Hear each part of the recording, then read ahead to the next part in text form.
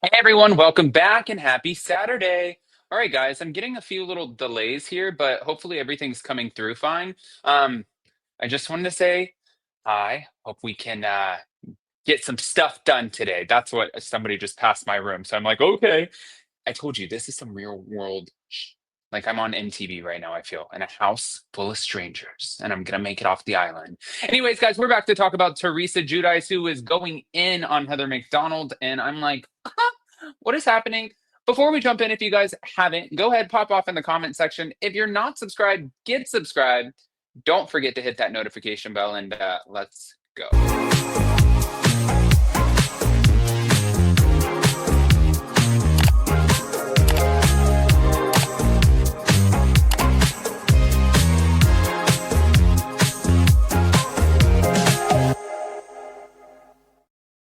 So I guess I was kind of shocked to see this. I'm not gonna lie. I actually didn't even know that any of this happened. But Teresa Giudice is slamming Heather McDonald. She criticized Heather for speaking negatively about her and Louis, and she said, I called Kelly and I was like, I can't believe Heather was talking shit about Louis and I. However, at the end of the day, if you think about it, like I want to defend Heather McDonald for just a second here. Well, maybe you don't know like Louis as well as Teresa. Obviously, none of us do. It's not like Heather McDonald is the only person who is talking about Louis. I've gotten criticism before about for talking about Louis. Teresa has gotten mad at Tamara and Teddy who have talked about Louis. I think everybody, and at the end of the day, there is sort of a common denominator. I am not trashing Louis at all. I'm not saying anything. Teresa, don't come for me. But I think at the end of the day, really, what this is the common denominator is Louis because there are so many things that keep coming out with taxes and businesses, and then these women that have come out, and then the video, the shirtless video. It's just been like a series of unfortunate events for Louis, and you can tell that this has affected the perception of the public when it comes to Louis Ruelas. And I don't think Teresa likes it. I get it. That's her man. She's going to defend her man. But moving on, she highlighted that Louis had previously covered a substantial bill at Nikki Beach in St. Barths, saying Louis did pick up the tab that day with no hesitation. So to talk shit afterwards, it was up. It really was. And that's the part where I can kind of I see where she's getting frustrated because she's like, you know, if you're going to talk shit about somebody, and again, I'm not defending Teresa or Heather, I'm just pointing out what is being said. If you're going to talk bad about them, then, maybe don't let them buy you a drink, I guess. For me personally, I just had an awkward encounter a couple months ago where somebody was terrible, terrible to me. Um, and when I saw them for the first time, this was just somebody who I know down in Florida. But when I saw them for the first time, they were like, "Hey, man, let me buy you a drink or pick up your dinner." And I'm like, I don't want anything from you. No, thank you. I don't want you to buy me a drink. I don't want you to pick up my dinner. I don't want to take anything from you. No thanks. But other people might be like, you know what? Get You can buy my drinks, you can buy my dinner. I'm still gonna talk. I don't care. It depends. It just depends. But moving on. As far as the severing ties, Teresa unfollowed Heather on Instagram and she said she's another person that's out and I want nothing to do with her. But she did get support from Kelly Dodd. You guys know that we are good friends with Kelly and Rick over here, and she got support from her. Um, and she expressed appreciation for Kelly's support, saying that Kelly confronted Heather about her comments, and Teresa quoted Heather's response as, I had Teresa's back. To which Teresa said, no, you didn't, girl. No, you did not.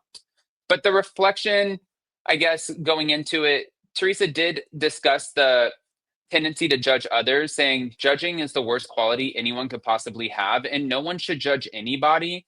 And we all have glass houses. I think that some are a little bit thinner of glass, I guess, when you're throwing stones at them. But she shared a story about her brother's first fiance, whose father's incarceration led to a postponed wedding. And she said her family's initial judgment and personal experiences with the legal issues, like it was just too much. And she feels you should not be judging people. You know what's funny is she's not the only person who feels like you shouldn't be judging people. Apparently, I didn't even know until I was on the plane yesterday all of this drama that's going on with Whitney Rose from the Real Housewives of Salt Lake City. Clearly, you guys know the history with this too. We used to be friends. We are definitely not friends after last season. Um, However, I do know what it takes to build a business, and I'm sure a lot of you do too. And it takes a lot of freaking work, and everyone wants to see you fail at the business. I mean, you do have those core supporters. Like, I love the Adams family because even when we launched our CBD company, you guys sold us out. And it's been so amazing, like the response, the love, the everything. But that doesn't always happen. You know, you do have people from the sideline that are like, "Oh, how is everything going?" I hope you fail. Well, looks like that's what Whitney is dealing with right now. Because this is what came out. Thank you to Reality Blur, but in a previous season, Whitney shared that her and Justin Rose put more than $300,000 into a rebrand of Wild Rose Beauty, and she later claimed that she lost their entire savings over the financial decision. But according to a new report from the US Sun, Whitney closed down her Wild Rose Beauty line and transitioned it to a new business that she quietly launched last year without posting it. But what they said was Whitney shut down Wild Rose Beauty last year basically without telling anyone or announcing anything official.